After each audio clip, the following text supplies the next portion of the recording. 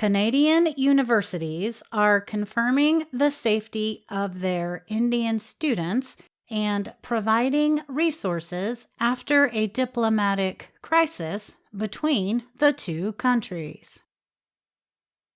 Canadian Prime Minister Justin Trudeau publicly accused the Indian government of being involved in the killing of an Indian separatist leader in Canada. India deplores the accusation. As Canadian colleges prepare to open classes, some students are considering delaying their studies. Others are wondering whether higher education could be damaged in the current crisis. India by far supplies the most students to Canada's fast-growing international education business. About 40% of study permit holders are from India.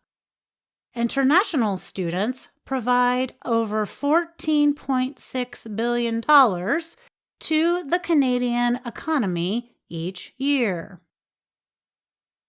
Estimates by professionals in India show that over 100,000 students are preparing for an English language test and organizing financing to study in Canada next year. Top universities offer programs costing up to $29,000 a year. Colleges provide short-term, less costly programs. They are connecting with students to confirm the diplomatic disagreement does not damage one of Canada's better-known exports. Reporters from Reuters news agency spoke to numerous universities and professionals in Canada and India who said they were taking measures to reduce students' questions or fears. Joseph Wong is vice president of the University of Toronto. He said the university has reached out to many partners in India to confirm they are committed to continuing cooperation. The University of Toronto had more than 2,400 international students from India in 2022-2023.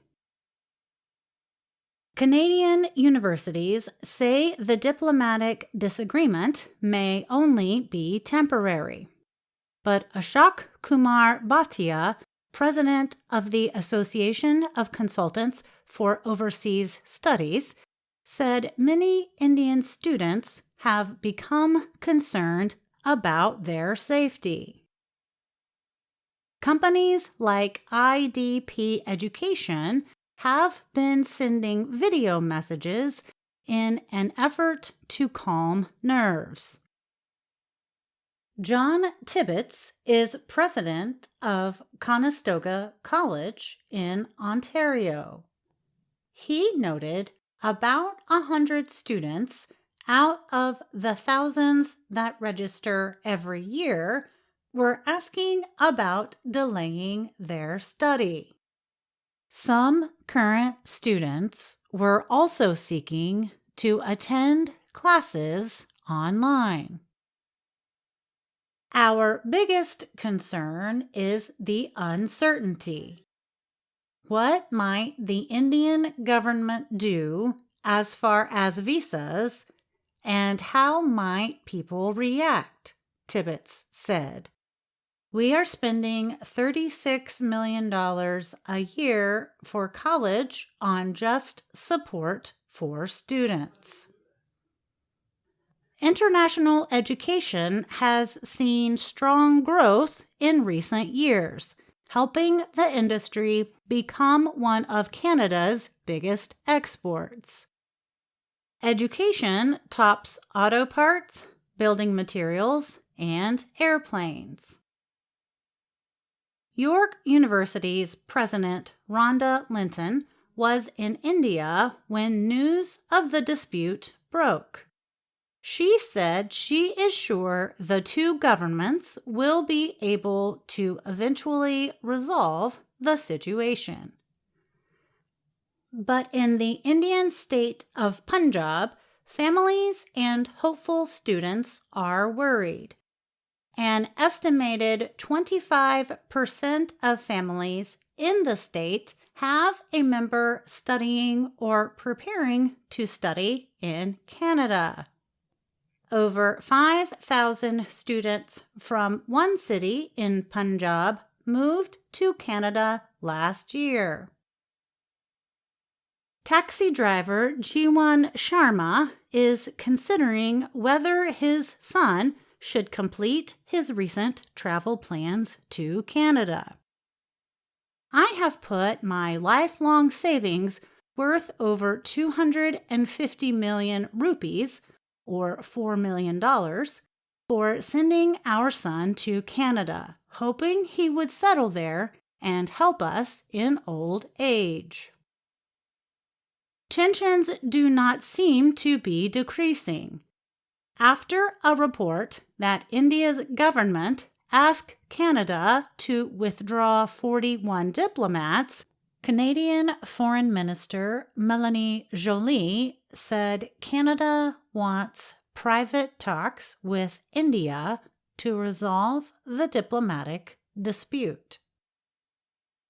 Gurbakshis Singh, a student in Punjab, told Reuters he is sad that India's relationship with a welcoming country like Canada has worsened. The government has put our future in jeopardy, the student said. I'm Gina Bennett. Canadian universities are confirming the safety of their Indian students and providing resources after a diplomatic crisis